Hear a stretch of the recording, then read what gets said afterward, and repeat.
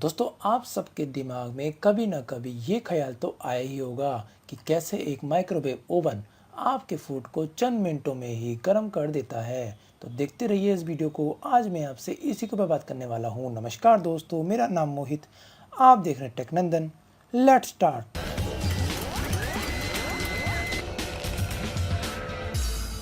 दोस्तों, होता यह है कि जब भी आप अपना कोई फूड माइक्रोवेव ओवन में रखते हैं, तब माइक्रोवेव ओवन में लगा एक बहुत शक्तिशाली माइक्रोवेव जनरेटर, जिसे हम मैग्नेट्रॉन कहते हैं, वो हाई पावर्ड रेडियो वेव्स को वेव गाइड चैनल के जरिए आपके फूड पर फेंकता है।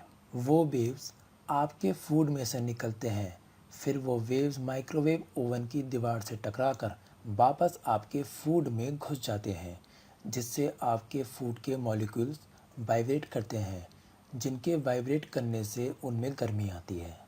यहाँ मॉलिक्यूल्स जितने तेज़ी से वाइब्रेट करते हैं, फूड उतनी ही तेज़ी से गर्म होता है। इसमें एक 360 डिग्री घूमने वाली प्लेट होती है, जिस पर फूड धीरे धीरे गोल घूमता है, जिससे माइक्रोवेव उसे समान रूप से पका पाता है।